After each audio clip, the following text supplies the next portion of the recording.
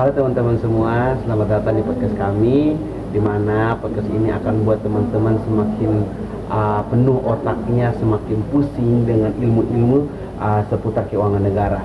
Saya Brian Kevinado dengan rekan saya Alam Syafudani.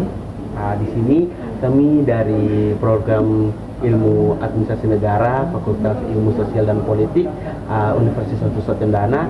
Di sini kami akan membuat podcast dalam rangka ujian akhir semester kami dengan mata kuliah Keuangan Administrasi Negara.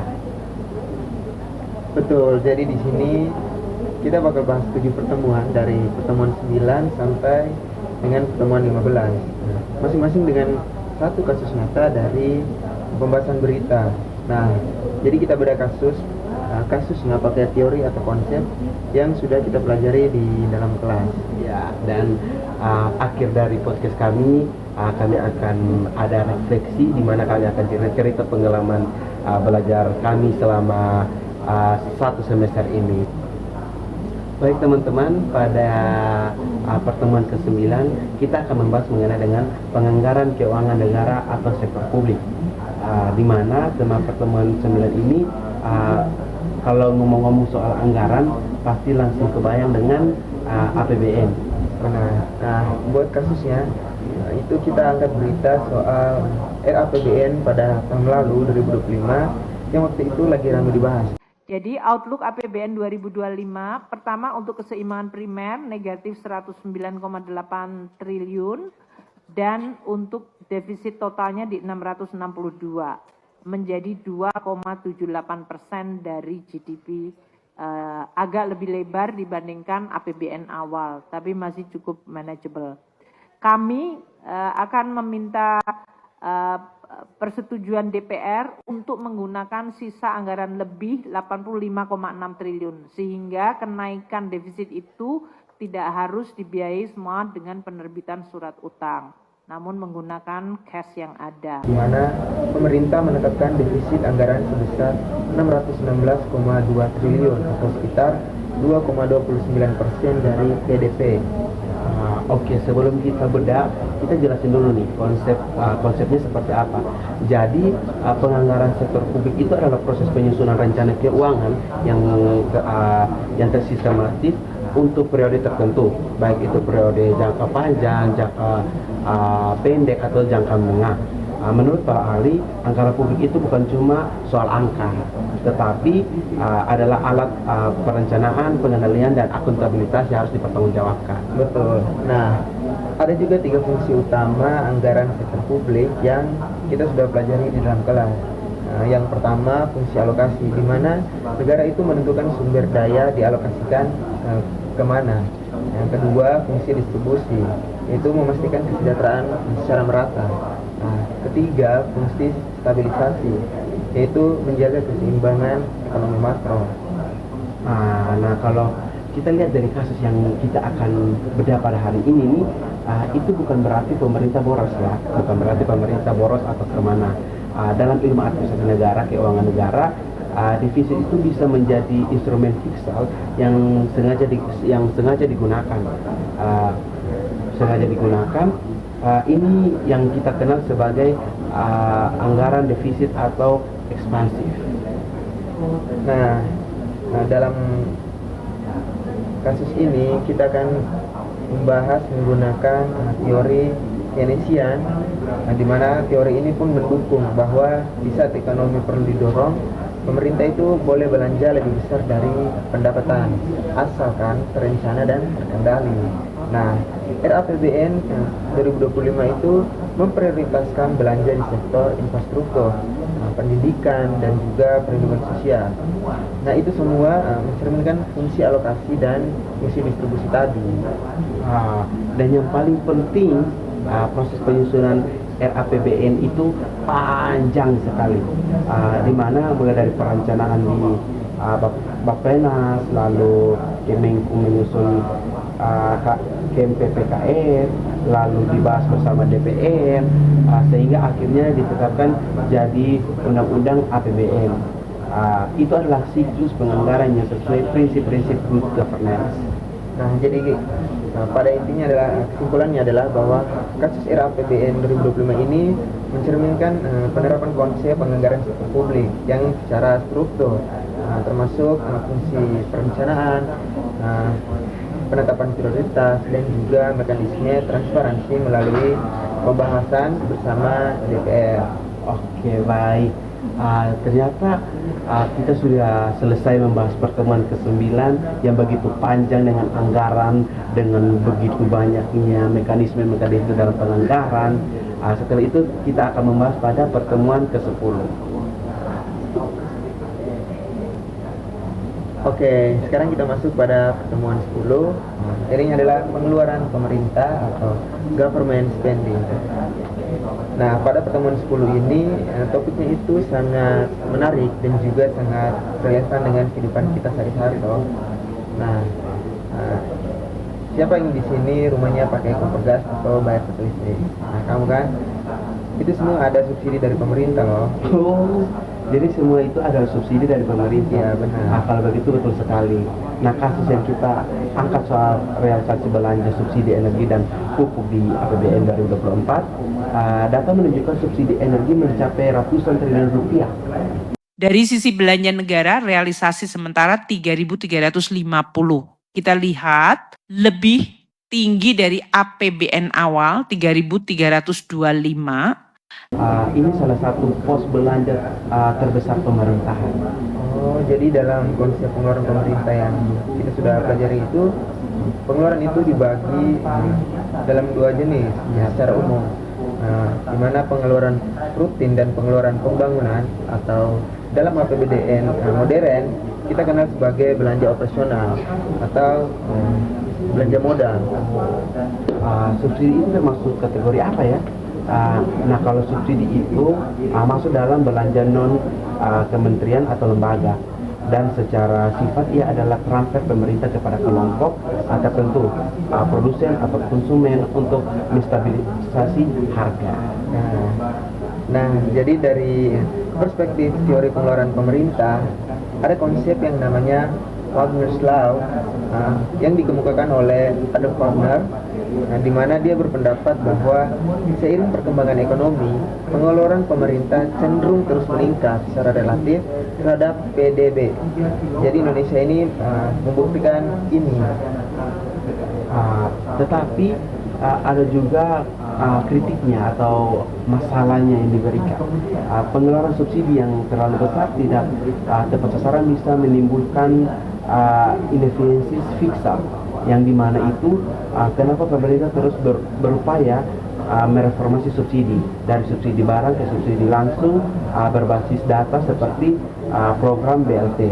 Nah, jadi dari analisis kita ini kasus subsidi ini menggambarkan dualisme dalam pengeluaran pemerintah.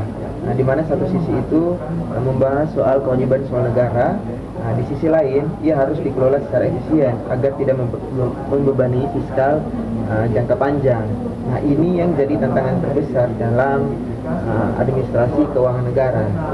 Oke, ternyata kalau bahas-bahas tentang efisiensi terkait dengan subsidi ini ternyata ribet juga. Ya, benar. Jadi mungkin untuk pertemuan 10 ini kita cukup bahas sampai sini. Mantap sekali pembahasan ini. Mari kita lanjut ke pertemuan ke-11. Oke teman-teman, pada pertemuan yang ke-11 ini kita akan membahas tentang siklus APBN dan APBD. Di mana pada pertemuan ke-11 ini kita akan membahas dulu pada bagian perencanaan hingga penetapan. Pertemuan 11 ini kita bahas tadi yang saya sudah bilang bahwa kita akan membahas tentang siklus APBN dan APBD.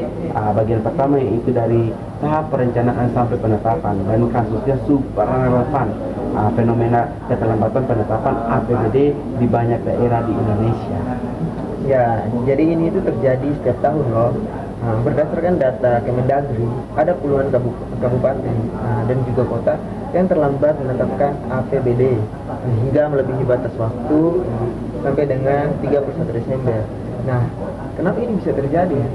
Oh, jangan sampai saya punya kabupaten termasuk salah satu dari 31 Bisa jadi kabupaten itu. tersebut. Nah, untuk menjawab itu kita harus paham dulu siklus anggaran. Di mana siklus anggaran APBD? APBN dan APBD itu terdiri dari 4 tahapan utama. Yang pertama itu mulai dari perencanaan, yang kedua itu pengesahan atau penetapan, yang ketiga itu pelaksanaan, dan yang paling terakhir adalah pertanggungjawaban. Nah, di tahap pertama yaitu perencanaan, di mana prosesnya dimulai dari musrembang pada tingkat desa. Jadi dari tingkat desa dia naik ke kecamatan, habis itu ke kabupaten kota sampai ke musrembang provinsi.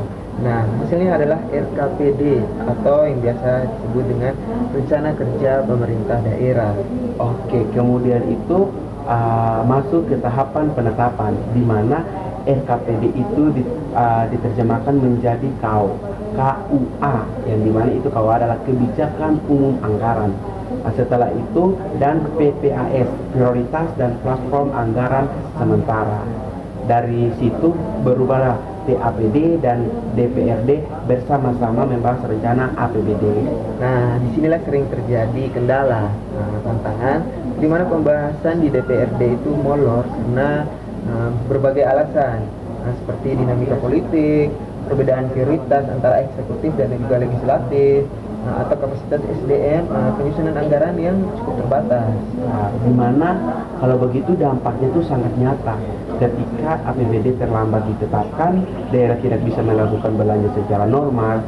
Mereka hanya bisa menggunakan anggaran berdasarkan APBD tahun sebelumnya, yang tentu membatasi program-program baru.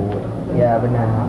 Nah, jadi ini itu menjadi bukti nyata bahwa pemahaman dan kepatuhan terhadap siklus anggaran bukan sekedar formalitas administratif, tetapi berdampak langsung pada pelayanan publik dan juga pembangunan daerah. Nah, disiplin siklus anggaran adalah kunci good governance keuangan daerah.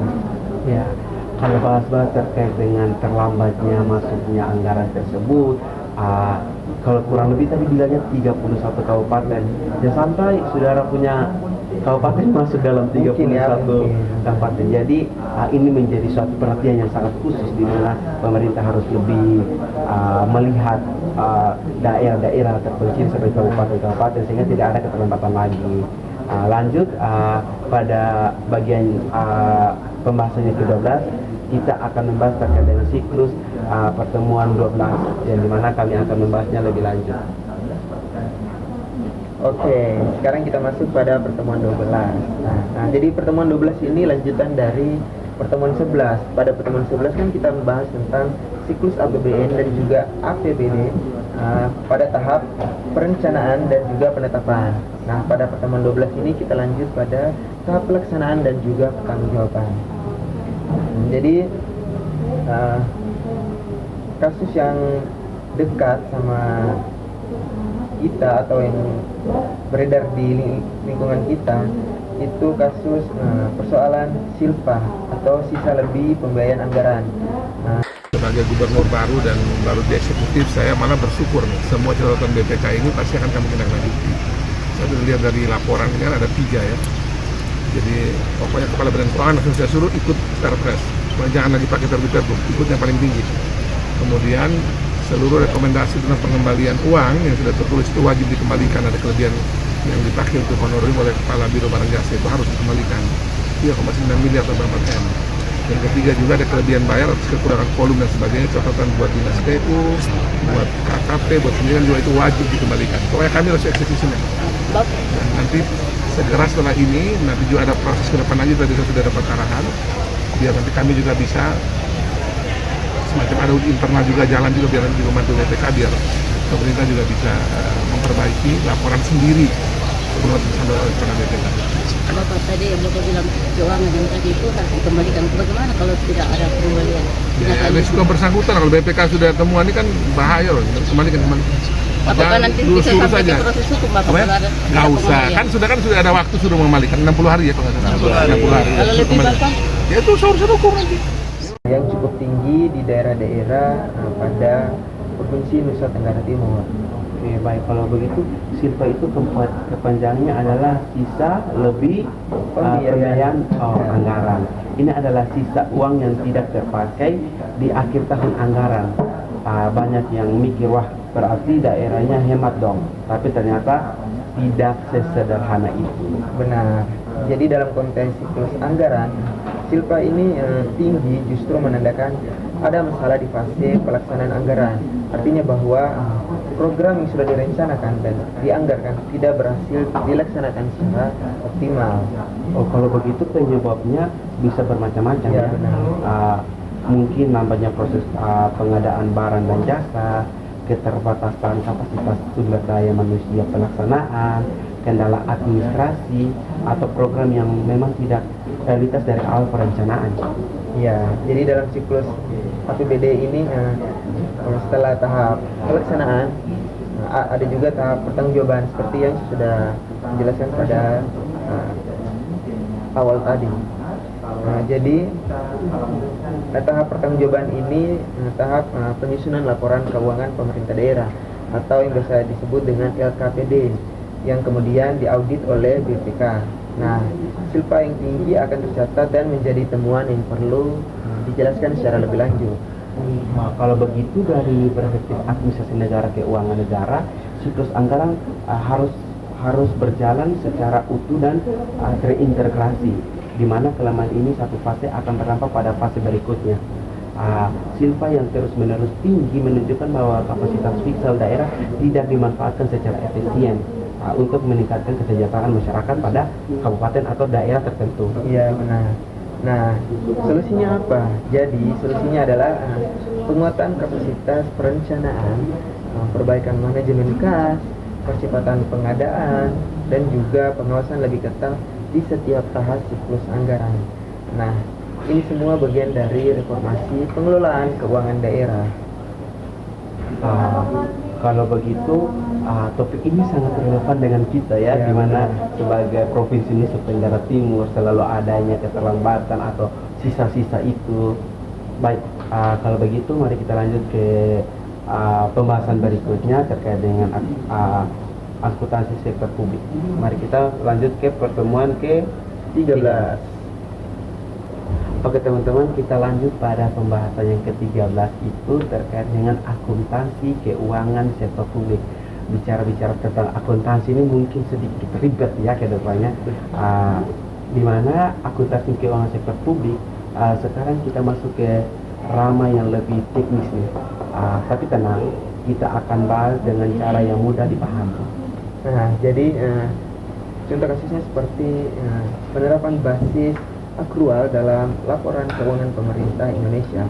Assalamualaikum warahmatullahi wabarakatuh. Pada hari ini, pada hari Selasa, tanggal 9 Juni 2006, kami di BPK kantor cabang perwakilan Jawa Barat telah menerima hasil audit BPK untuk tahun 2005 dengan hasil betul hasilnya wajar tanpa pengusahaan kembali 2 kali kita sudah lakukan bukti Kota Bekasi semakin baik kata pengelola keuangan daerah ini.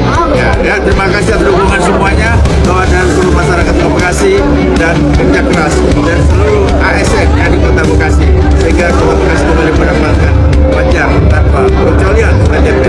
Ya, ayo kita berjuang terus untuk Kota Bekasi yang keren. Jadi ini adalah salah satu reformasi besar dalam akuntansi pemerintah yang dampaknya masih terus dirasakan sampai dengan sekarang. Oke, kalau begitu kita mulai dari dasarnya dulu. Akuntansi sektor publik itu berbeda dari akuntansi sektor swasta dalam hal tujuan. Swasta dan publik saja kita sudah tahu itu beda. Kalau swasta fokusnya ke laba, akuntansi sektor publik fokusnya ke akuntabilitas dan transparansi penggunaan uang rakyat. Nah, dulu pemerintah Indonesia menggunakan basis kas, artinya bahwa transaksi dicatat hanya saat uang masuk atau keluar saja. Tapi mulai tahun 2015, pemerintah beralih ke basis akrual sesuai amanat Peraturan Presiden Nomor 71 Tahun 2010. Kalau begitu dalam basis akrual, transaksi dicatat pada saat terjadi, bukan saat kas berpindah. Misalnya jika pemerintah menerima layanan tapi belum membayar, itu sesuai yang dicatat sebagai kewajiban. Kalau begitu, ini memberikan gambaran yang lebih komprehensif tentang kondisi keuangan pemerintah tersebut. Ya, jadi tantangannya itu cukup besar. Jadi banyak pemerintah daerah yang sumber daya manusia akuntansinya belum siap, sistem informasinya belum memadai, dan juga masih bingung dengan konsep aktual yang lebih kompleks dari kas. Kalau begitu dari kasus ini kita bisa lihat bahwa akuntansi sektor publik bukan sekedar pencatatan angka. Ini adalah instrumen akuntabilitas. Ketika laporan keuangan disusun dengan benar menggunakan basis akrual, pemerintah bisa memberikan informasi yang lebih aktual tentang aset yang mereka buat. Setelah itu kewajiban dan kondisi finansial kepada publik secara terbuka, dan orang yang membaca ini mengerti maksud dan tujuan atau anggaran yang dikeluarkan itu seperti apa. Nah, jadi itu adalah esensi dari akuntansi sektor publik. Nah, di mana melayani kepentingan publik melalui transparansi informasi keuangan. Keren kan? Keren. Nah, sekarang kita lanjut pada pertemuan 14. Nah, kita masuk pada pertemuan 14, standar akuntansi sektor publik. Nah, pertemuan 14 ini contoh kasusnya itu kita angkat pada laporan keuangan pemerintah pusat pada tahun 2023 kembali meraih opini WTP atau wajar tanpa pengecualian dari BPK. Sudah sering saya sampaikan bahwa WTP bukan prestasi, tapi WTP adalah kewajiban kita semuanya. Kewajiban menggunakan APBN secara baik. Ini uang rakyat, ini uang negara. Kita harus merasa bahwa setiap tahun ini pasti diaudit, pasti diperiksa. Jadi sekali lagi, kewajiban menggunakan APBN dan APBD secara baik. Dan juga kewajiban menjalankan APBN dan APBD secara baik, serta kewajiban mempertanggungjawabkannya secara baik pula.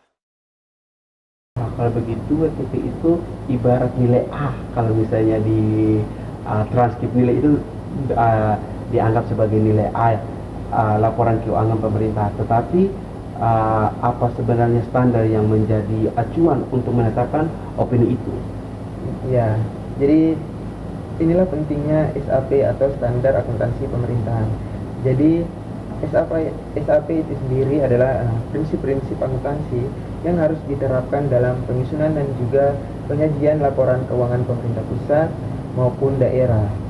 Kalau begitu di Indonesia SAP diatur melalui peraturan Presiden nomor 71 tahun 2010 tadi yang sudah dibahas oleh kita pada pertemuan ke-13.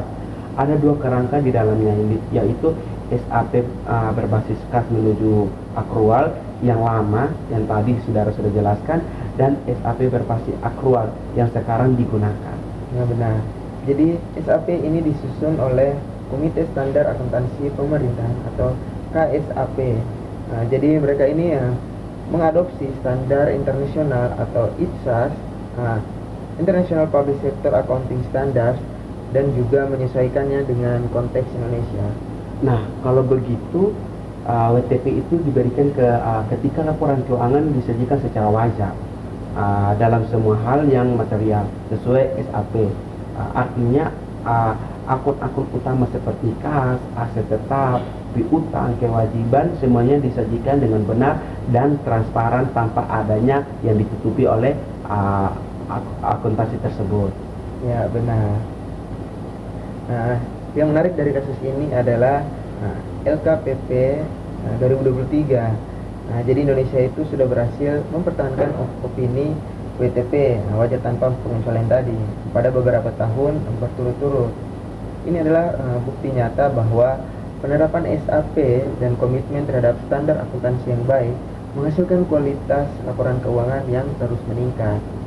Nah, tetapi kita jangan senang dulu bahwa Indonesia ini mempertahankan opini WTP selama bertahun-tahun, tetapi kita juga harus krisis ya, di mana WTP bukan berarti tidak ada masalah sama sekali. Masih bisa ada temuan-temuan dari BPK yang perlu ditindaklanjuti. WTP adalah tentang kewajaran penyajian. bukan tentang sempurnanya pengelolaan. Ya, jadi ini itu sebagai pelajaran penting bahwa standar akuntansi adalah fondasi, bukan jaminan. Tapi tanpa fondasi yang kuat, bangunan akuntabilitas keuangan negara tidak akan bisa tegak. Nah, bagus banget kan pembahasan kita tadi. Keren. Jadi kita lanjut pada segmen terakhir, pertemuan 15. Oke teman-teman, kita sudah sampai pada pembahasan yang terakhir. Ternyata tidak terasa Ya, kita benar. sudah bahas begitu banyak sekali, dan kita sudah sampai pada akhir pembahasan kita pada podcast kali ini, di mana pembahasan terakhir kita adalah auditing sektor publik. Dalam pertemuan ke-15 ini terkait dengan auditing sektor publik, untuk kasus ini kita angkat itu yang sangat dekat dengan masyarakat, banyak audit BPK atau pengelolaan dana desa. Benar. Jadi dana desa itu salah satu program besar pemerintah pusat yang menyalurkan dana langsung ke desa-desa di seluruh pelosok Indonesia.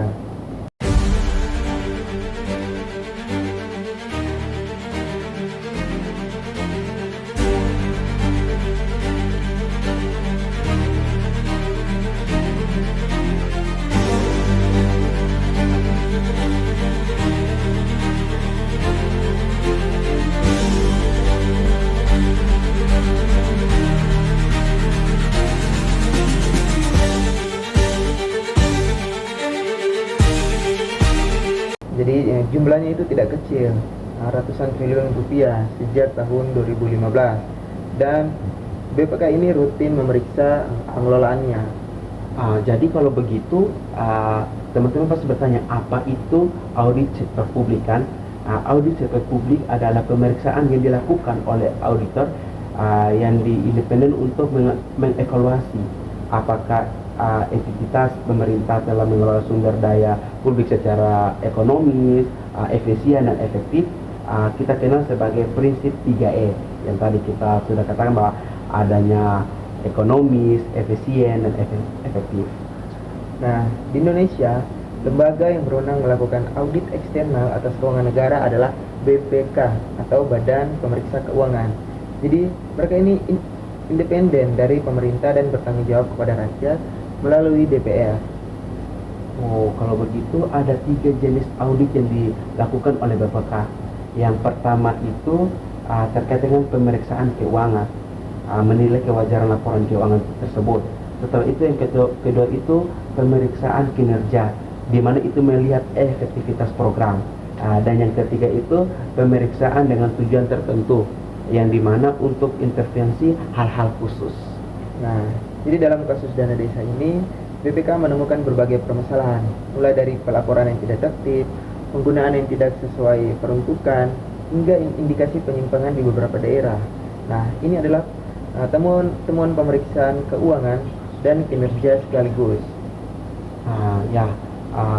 Ternyata cukup krusial dalam audit sektor publik. Ini adalah tindak lanjut atau rekomendasi. BPK tidak hanya memberikan dan menemukan masalah, mereka juga merekomendasikan perbaikan dan efektivitas yang diperiksa wajib menindaklanjuti dalam waktu 60 hari ternyata. Ya, benar. Jadi dari kasus ini kita belajar bahwa auditing sektor publik adalah garda terakhir akuntabilitas keuangan negara. Tanpa audit yang kuat dan independen, potensi penyimpangan penggunaan uang rakyat akan jauh lebih besar. Audit bukan ancaman, audit adalah pelindung kepentingan publik. Oke, ternyata keren sekali pembahasan kita pada kali ini. Ya. Ternyata kita sudah selesai pada 7 pertemuan yang kita akan bahas. Sekarang kita masuk ke sesi penutup yang paling ditunggu-tunggu nih sama teman-teman, terkait dengan sisi refleksi selama perkuliahan semester ini. Benar. Setelah itu kami akan membahas tentang sesi refleksi pada perkuliahan kali ini. Oke, baik. Jadi kita sudah masuk pada penghujung acara pada sesi penutup, yaitu refleksi 1 semester. Nah, jadi sebelum kita tutup, kita simak merefleksikan perjalanan 1 semester kita pada mata kuliah administrasi keuangan negara ini. Nah, jadi kalau menurut saya, jujur ya, pertama kali masuk pada mata kuliah ini itu saya kayak pikir kayaknya ribet deh. Soalnya kan Bicaranya tentang iya, uang. keuangan. Jadi pasti susah, banyak angka, banyak rumus. Tapi ternyata ya memang susah sih. Tapi lebih dari itu. Ternyata ada juga selain susah ternyata juga seru. Oh. Kalau menurut teman Kevin bagaimana? Kalau jujur, kalau saya itu pada waktu pertama kali masuk mata kuliah ini kayak pikir kayaknya berat sekali nih. Ya, maksudnya ini bahas tentang uang, tentang pelaporan, tentang akuntabilitas, akuntansi. Padahal kita tahu akuntansi seribet apa, harus hitung-hitung. Namun secara keseluruhan setelah saya jalani, ternyata mata kuliah ini tidak serumit atau seribet yang saya pikirkan.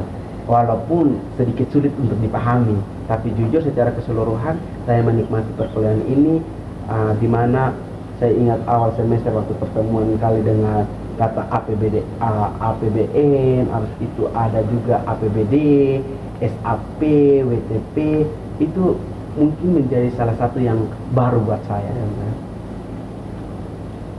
Tapi kira-kira ada pengalaman paling berkesan tidak dari teman Kevin?